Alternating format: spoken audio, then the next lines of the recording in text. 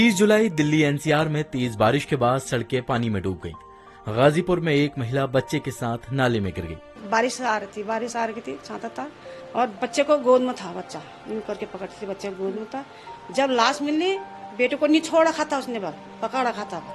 उसी दिन उत्तम नगर के बींदापुर में 12 साल का एक बच्चा सड़क पर भरे पानी में फैले करंट की चपेट में आ गया। 7 साढ़े 7 बजे का टाइम था। हम लोग एक्चुअली पीछे वाली गली में थे। बच्चे भागते हुए आए कि यहाँ करंट लग गया। हम आए तो यहाँ पर ना कोई हटा रहा था उसको लकड़ी से, वो बिल्कुल फ्लोट कर रहा था पानी में। इस जानलेवा बनी बारिश में 10 लोगों की मौत हुई। इनमें 5 मामले दिल्ली, 3 गुरुग्राम और 2 ग्रेटर नोएडा के हैं। बारिश का पानी जगह जगह इतना भर जाता है कि बाढ़ जैसी स्थिति पैदा हो जाती है। कोई नाले में डूबकर मर जाता है तो कोई बिजली का झटका खाकर। ये स्थिति है देश की राजधानी दिल्ली की। आखिर लापरवाही किसकी है? इन सब का जिम्मेदार कौन है? इन्हीं सवालों के जवाब जानने के लिए दैनिक भास्कर उन परिवारों से मिला जिन्होंने अपनों को खोया। इस समय मैं मौजूद हूँ गाजीपुर के खोड़ा कॉलोनी में और मेरे पीछे जो आप घर देख रहे हैं वो है तनुजा बिष्ट का। तनुजा बिष्ट बुधवार को अपने बेटे 2.5 साल के बेटे प्रांशु के साथ मार्केट गई थी, बाजार गई थी, जहाँ बारिश तेज हो गई, नाला भर गया, बाढ़ जैसी स्थिति बन चुकी थी, कुछ दिखाई नहीं दे रहा था, रात का समय हो चुका था। तनुजा के पास उनका बेटा था, उसे बचाने के चक्कर में वो दोनों ही नाले में गिर जाते हैं और नाले में डूबने से दोनों की मौत हो जाती है। घटना के बाद तनुजा और प्रांशु की डेड बॉडी लेकर परिवार उत्तराखंड के कुमाऊं चला गया है। यही हम एक गली छोड़कर रह रही तनुजा की ताई गोविंदी से मिले। 4 घंटे हो गए थे, कोई प्रशासन नहीं आया था, पुलिस यहाँ गाजीपुर वाले नहीं आए थे। वो 4 घंटे रही लड़की मेरी तड़प के, कैसे 4 घंटे में निकाला। आज सब प्रशासन की कमी से ये जो नाला खुला था तभी मौत हुई। मेरे परिवार तो ऐसे। इसके बाद हम उस जगह पर पहुंचे जहां तनुजा के साथ हादसा हुआ था। आप देख सकते हैं इस नाले को। आज जब इस हादसे को 2 दिन हो चुके हैं, उसके बाद एमसीडी की गाड़ियां आई हैं, इस नाले को साफ करने की कोशिश की जा रही है। हालांकि अभी भी आप नाला देख सकते हैं, इसके आसपास कूड़ा भरा हुआ है। यहाँ मौजूद दुकानदार बताते हैं कि बारिश में सड़क पर 2 से 3 फीट तक पानी भर जाता है, जिस वजह से नाला नजर नहीं आता। हादसे के वक्त मैकेनिक की दुकान चलाने वाले राजीव वहीं मौजूद थे। लोगों ने एम्बुलेंस फोन करा, पुलिस को फोन करा, कोई नहीं आया। करीब 11 बजे के आसपास एम्बुलेंस और फायर ब्रिगेड की गाड़ी आती है।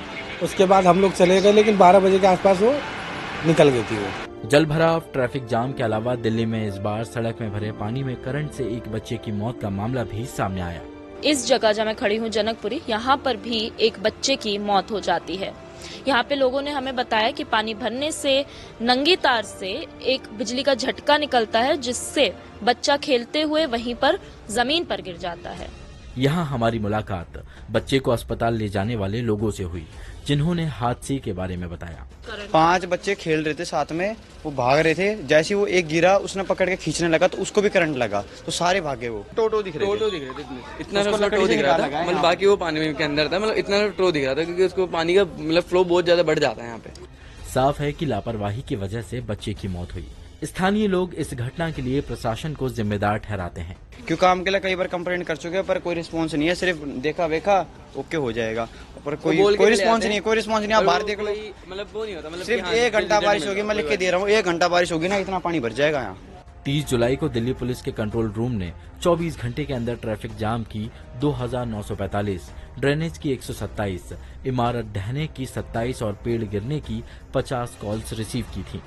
आखिर दिल्ली में बारिश के बाद हर साल ऐसे हालात क्यों बन जाते हैं?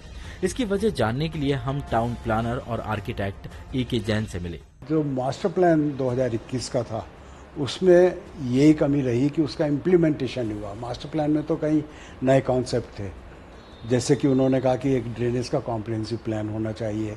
कॉम्प्रिहेंसिव प्लान तो होता है एक सिटी लेवल पे, जिसकी जिम्मेदारी गवर्नमेंट के हाई लेवल पे होती है, लेकिन लोकल प्लान होता ग्राउंड लेवल पे।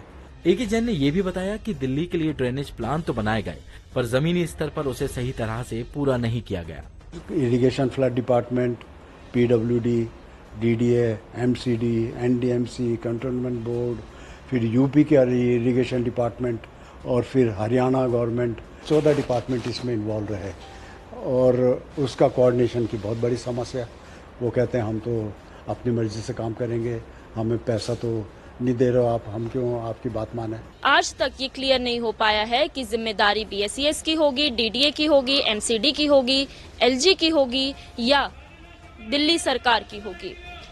शिवांगी सक्सेना, दैनिक भास्कर, दिल्ली।